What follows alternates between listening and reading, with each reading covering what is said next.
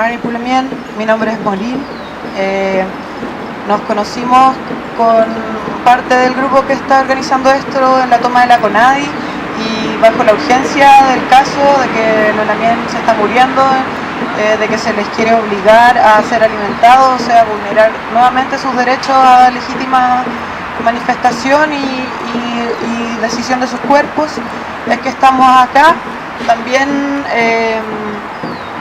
un poco llamando a la conciencia de la vorágine destructiva que se vive en estos días. Hoy están celebrando al ejército, que es el encargado de asesinar al pueblo mapuche, y por eso agradecemos mucho que ustedes estén acá, por su tiempo. Mari Pupeñi, Mari Pulamien. Yo soy Matías, soy de acá de Santiago, y me invitaron hoy día a hablar específico de lo que a lo que me dedico, que es estudiar la ley antiterrorista desde la perspectiva más legal. Hago eco de las palabras de la Lamien. Es súper importante, súper bonito ver que esta cantidad de gente prefiere estar aquí resistiendo, acompañando a los peñis que están en huelga de hambre, en vez de estar celebrando la fiesta chilena, la fiesta patria chilena. Así que eso, ojalá sea bien provechoso y se puedan resolver hartas dudas y salgan también más preguntas que responder. Hola a todos y a todas, mi nombre es Constanza Tisoni, soy antropóloga y me invitaron a conversarles sobre la investigación que he hecho sobre el derecho internacional en materia de pueblos indígenas y también su aplicación en contextos jurídicos. Contra el pueblo mapuche. Mi disciplina, soy antropóloga, mi disciplina nace como una herencia de los procesos de colonialización. No estoy orgullosa de mi disciplina, pero estoy contenta de poder contarles un poco acerca del conocimiento que he tenido por la investigación que he estado realizando para que este conocimiento circule en los lugares que de verdad importan. Primero que todo, gracias por la invitación. Yo voy a hablar un poco sobre el contexto en el cual se está aplicando la ley antiterrorista. Después Matías nos va a contar un poco sobre la figura más detalladamente de la ley antiterrorista, y luego vamos a hablar de otras violencias que también se producen dentro del contexto jurídico. Gracias por la invitación a esta instancia para las personas que se están recién incorporando, que se generó para crear conciencia sobre el estado crítico en el cual se encuentran 4 comuneros mapuche. El lonco Alfredo Trancal, de 45 años, y los hermanos Ariel Trangol, 29 años, Benito Trangol, de 33, y Pablo Trangol, de 22 años. Huelga de hambre, medida a través de la cual se busca que las autoridades del Estado chileno garanticen sus derechos ante condiciones que son irregulares, abusivas y desproporcionadas, sin pruebas, donde se está aplicando la ley antiterrorista en su contra y la utilización de testigos secretos. A través de un comunicado público han señalado lo siguiente: nuestra detención se efectúa a más de 10 kilómetros del lugar de los hechos, bajo el pretexto de un control de identidad, y los únicos elementos que nos encuentran son herramientas propias del trabajo de la tierra. Entendemos que este ensañamiento se debe a nuestro apoyo a los procesos de reivindicación de los lopuenteches del Gulumapu, para lo cual se nos invoca la ley antiterrorista. Las demandas son las siguientes: el inicio de un juicio justo, la no aplicación de la ley antiterrorista, la no utilización de testigos sin rostros y la revocación de la medida cautelar de prisión preventiva. El fiscal que ha estado a cargo de las indagaciones es Luis Torres, quien a inicios de febrero de este año anunciaba que está preparando el cierre de la investigación y la acusación por el delito de incendio terrorista en contra de 4 imputados, asegurando a los medios de comunicación que hasta ahora este es un delito de incendio terrorista, claramente, agregando: si se logra establecer una condena por delito terrorista y se logra acreditar que este incendio tenía como objeto infundir miedo en esta población, el tribunal puede subir la sanción hasta en 3 grados, y eso perfectamente puede significar presidio perpetuo. Pese a los anuncios del fiscal sobre el cierre de la investigación, aún no se inicia el juicio. Una misión del Colegio Médico de Chile, que ha visitado a los comuneros, ha señalado que la situación de los 4 presos mapuches es grave y que además de la baja de peso, indicaron que se exponen a secuelas permanentes en diversas funciones vitales, tales como neurológicas, función hepática, cardíaca, digestiva y renal, adelantando que de prolongarse esta huelga de hambre se expone a un severo deterioro de su condición de salud. La situación de los pueblos indígenas ante la justicia chilena en el periodo que va desde el año 2014 al 2017, el cual se encuentra atravesado una vez más por la criminalización del Estado chileno en contra del pueblo mapuche, la influencia de esta criminalización en la opinión pública y lo que ha decantado la agudización del conflicto. Tanto en el Convenio 169 de la OIT como la Declaración de las Naciones Unidas sobre los Derechos de los Pueblos Indígenas del año 2007 establecen la necesidad de adaptar las medidas estatales a las particularidades de los pueblos indígenas. Esto implica, en el caso de la seguridad democrática y en particular en materia penal, que el Estado tome en consideración la cultura de los destinatarios indígenas, como lo exige el Convenio 169. Ello tiene directa relación con las denuncias por la excesiva presencia de fuerzas especiales en la región de la Araucanía, los violentos allanamientos en los territorios en los cuales viven comunidades mapuche, las denuncias por violencia estatal a familias, niños y niñas mapuche, las denuncias por tortura dentro de la institución penitenciaria, así como también las lamentables muertes de Macarena Valdés, Luis Marileo y Patricio González. La agudización de la violencia ha llevado a que incluso en marzo del presente año, el Alto Comisionado para los Derechos Humanos de la ONU, Zeid Ra'ad al-Hussein, manifestara su preocupación sobre el uso excesivo de la fuerza en contra del pueblo mapuche, uno más de los diversos llamados de atención al Estado que han realizado organismos internacionales y nacionales sobre la materia. Por su parte, en agosto del 2016, una comisión especial investigadora de la Cámara de Diputados sobre violencia en la Araucanía emitió un informe que fue aprobado por la Cámara que señala que los niveles de violencia verificados en los últimos años en la región de la Araucanía resultan inéditos y dejan en evidencia la incapacidad estatal de proveer seguridad a la población en algunos sectores rurales. Con respecto a la legislación antiterrorista, la presidenta Michelle Bachelet en el año 2013 declaró que en ningún caso volvería a aplicar la ley antiterrorista, señalando que incluso la implementación de esta misma dentro de su anterior gobierno habría sido un error. Sin embargo, dicha promesa no fue cumplida. Nos comprometemos firmemente a la no aplicación de la ley antiterrorista a miembros de los pueblos indígenas por acto de demanda social, señalaba de forma textual el programa de la presidenta, y además enfatizaba que la ley sería modificada para adecuarla a los estándares internacionales, tal como le han recomendado al Estado de Chile los órganos internacionales de protección de derechos humanos. Sin embargo, hasta mayo del 2017, el gobierno de Michelle Bachelet ha presentado 22 querellas por la ley antiterrorista, 9 querellas en la macrozona sur, 7 en la Araucanía, 1 en el Biobío y 1 en la región de los Ríos. En general, la mayor parte de los hechos de violencia cometidos dentro de este conflicto han sido perseguidos con la Ley de Seguridad Interior del Estado, como así llamada la ley antiterrorista. Si bien la ley antiterrorista es una norma de larga data en la legislación chilena, su proliferación, actuando el Estado como parte querellante, comenzó principalmente bajo el gobierno de Ricardo Lagos en el año 2001, mayormente contra miembros del pueblo mapuche por delitos contra la propiedad. Solo en el gobierno del exmandatario, el Estado patrocinó 38 querellas criminales contra comuneros mapuche por delitos de incendios terroristas, robos, amenazas, etc.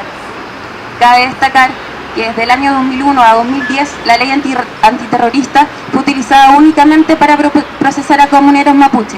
Es decir, por casi una década, la referida norma solo se invocó para investigar y sancionar hechos cometidos por el pueblo mapuche, al mismo tiempo que delitos de igual envergadura y especie eran conocidos por la legislación ordinaria, lo que a juicio de la Corte Interamericana de Derechos Humanos constituyó una discriminación arbitraria. En cuanto a la aplicación de la ley antiterrorista, sin prejuicio que las legislaciones antiterroristas comparadas, como los tratados internacionales relacionados a la materia, no entregan conceptos unívocos y los delitos caracterizados como terroristas se enmarquen en innumerables definiciones, la actual ley antiterrorista ha sido fuertemente criticada y puesta en tela de juicio por diferentes organismos internacionales por su extrema vulneración al debido proceso, la desmedida extensión de la prisión preventiva y el uso indiscriminado de declaraciones de testigos sin rostros que no permite el adecuado ejercicio del derecho a la defensa.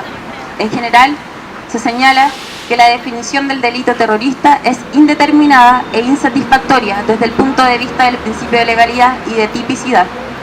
consagrado en los artículos 9 de la Convención Americana de Derechos Humanos y el artículo 15 del Pacto Internacional de Derechos Civiles y Políticos, además del artículo 19, número 3 de la Constitución Política, en palabras del Relator Especial de Naciones Unidas, en su visita de julio del año 2014, se trata sin duda de una legislación insatisfactoria, en esta requiriéndose urgente enmienda o derogación.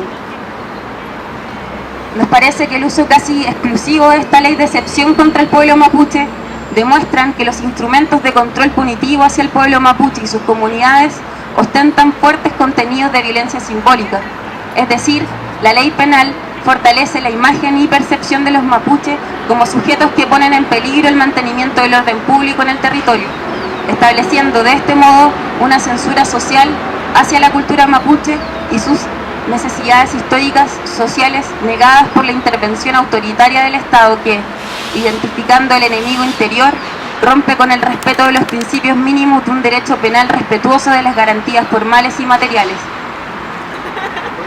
Un caso importante para poder conocer más sobre la ley antiterrorista es el denominado caso Loncos, que llegó a la Corte Interamericana de Derechos Humanos. Lleva un antecedente relevante en esta materia.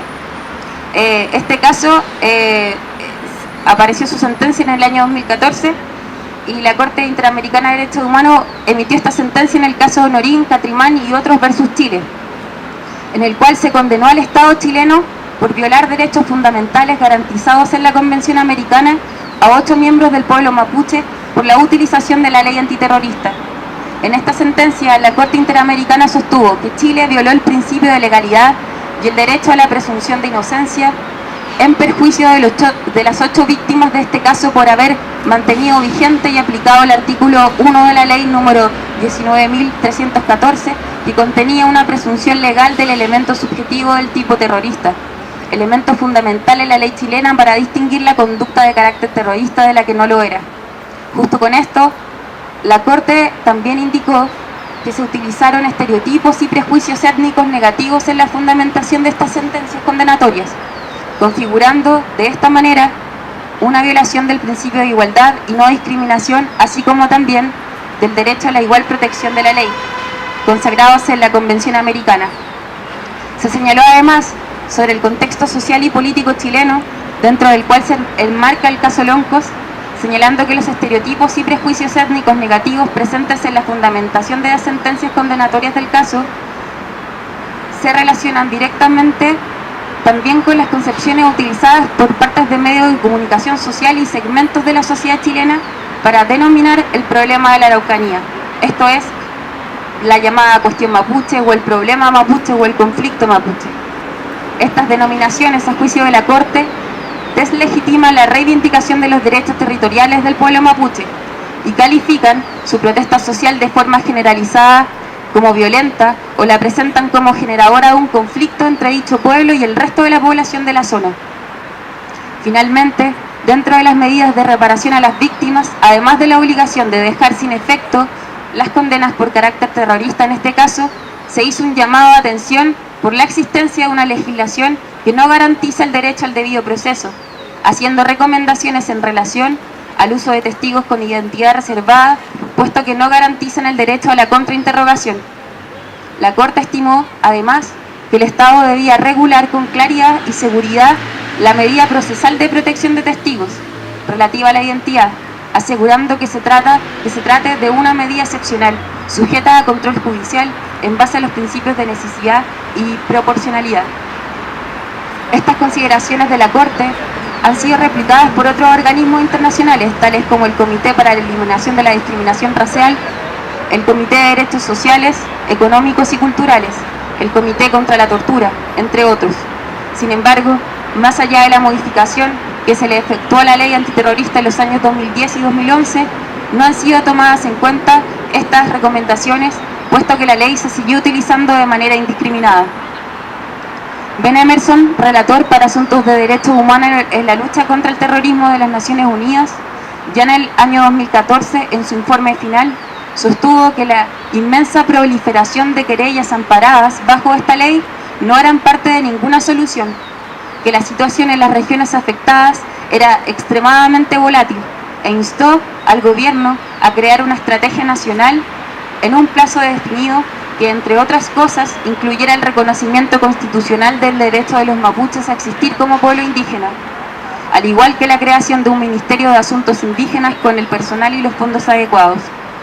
Hasta la fecha, se han imputado a 131 personas por delitos terroristas en 22 procesos, de los cuales hay 3 vigentes, por los cuales solo se han logrado 9 condenas. Dentro de estas 9 condenas, 7 fueron anuladas ya en el mencionado caso de los Loncos, y las otras 2 condenas restantes se han aplicado a la misma persona, sindicada además como informante de la policía. Actualmente, además, 14 personas se encuentran imputados por ley antiterrorista a la espera de juicio. Como se aprecia, la efectividad punitiva de la aplicación de la ley antiterrorista es muy limitada, puesto que no ha servido para lograr más condenas, ni para terminar con la violencia de la zona. Por el contrario, estos datos permiten arrojar conclusiones que llevan a entender que la insistencia, tanto de los medios de comunicación, políticos y autoridades, en exigir esta invocación de la ley, no hace más que evidenciar que el activar dicha legislación antiterrorista está constituyendo casi un uso discrecional y político. Así, la constante obsesión de categorizar como terrorista cualquier hecho de violencia sin una previa investigación en los medios de comunicación afecta gravemente el derecho de previa investigación en los medios de comunicación, gravemente el derecho a la defensa, y el debido proceso de los implicados. Es importante tener en cuenta además que en causas de procesamiento a personas mapuche por delitos terroristas ha sido frecuente que en el pasado que estos hayan sido sometidos a largos periodos de prisión preventiva para luego ser absueltos. Así lo señaló el informe del 2016 del Instituto Nacional de Derechos Humanos. Abre comillas. En los casos observados directamente por el INDH o en aquellos en los que se ha realizado seguimiento, tanto en la Araucanía como en la región metropolitana, con posterioridad a la modificación legal efectuada en octubre del 2010, no existe ninguna condena, a excepción del caso de Raúl Castro Antipán. Ahora bien, como se aprecia, pese a las declaraciones de la mandataria que mencionábamos en el primer párrafo y a la sentencia condenatoria y recomendaciones de la Corte Interamericana de Derechos Humanos, tanto el gobierno como el Ministerio Público han insistido en la utilización de la ley antiterrorista en casos vinculados a personas mapuche.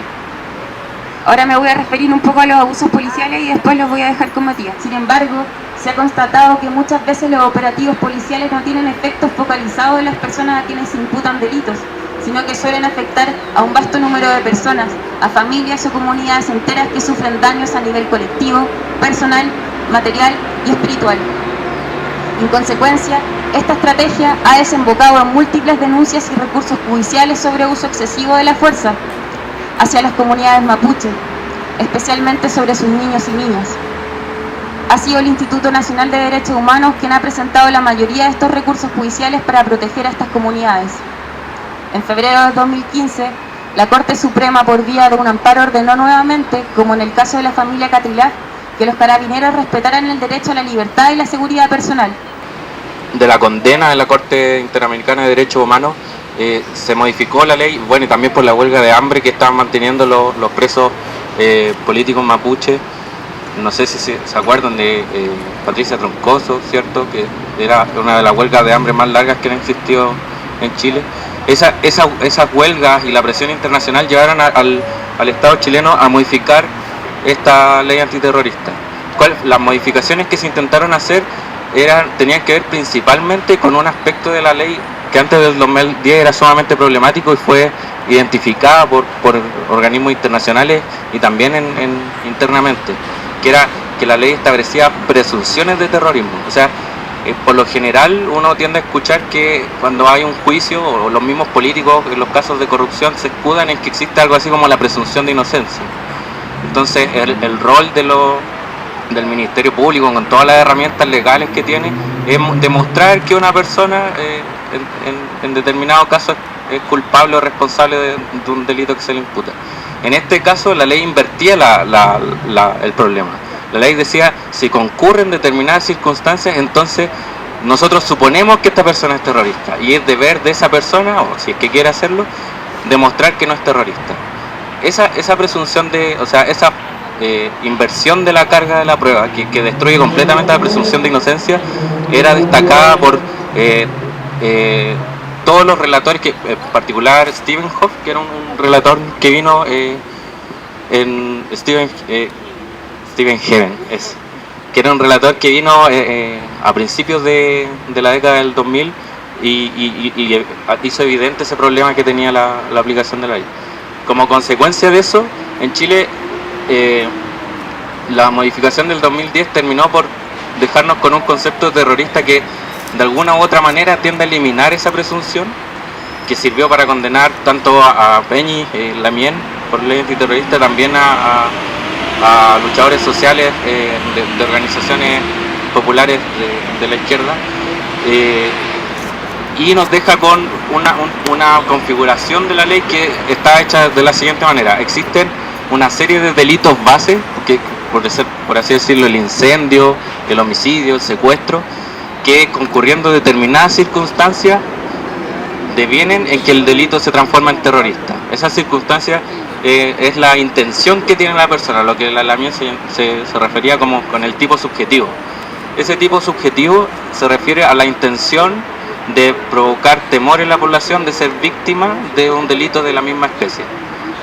Entonces, el problema que se le presenta ahora al Ministerio Público es demostrar que concurre como en la mente de la persona una intención, como una cuestión psicológica de provocar terror en la población.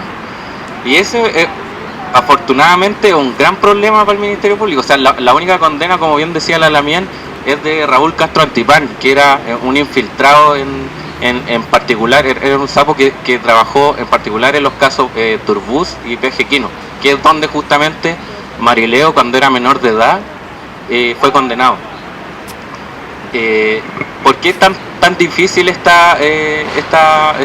probar esta intención terrorista? Porque tendrían que probar lo que está pasando en la mente de las personas, y eso es sumamente difícil. En casos donde se tiende a ocupar la ley antiterrorista, que del 2010 en adelante también incluyó a compañeras anarquistas, también tenían el problema. El problema de que se colocaban bombas, pero esas bombas tenían como objetivo principal destruir la propiedad, ¿cierto?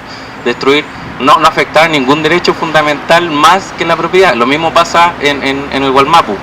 Lo que se quema son plantaciones de pino o de eucalipto o camiones, pero ¿qué derecho fundamental? O sea, ya en Chile sí se reconoce la propiedad como un derecho fundamental porque es una constitución heredada de la dictadura, pero más allá de la propiedad no hay ninguna vulneración a la vida o a la integridad física o a la integridad corporal. Entonces, cuando los terratenientes o los camioneros vienen a decir que lo que hay en el Gualmapu es terrorismo, lo que están diciendo es que están poniendo a la propiedad sobre sus camiones o sobre sus plantaciones al mismo nivel que lo que, no sé, por el Estado Islámico pone una bomba y muere mucha gente alrededor sin una identificación específica. Entonces es un ataque, una vulneración a los derechos humanos mucho más indiscriminada, mucho más expandida y mucho más directa. O sea, muere gente, se destruye la confianza en la seguridad de determinados países.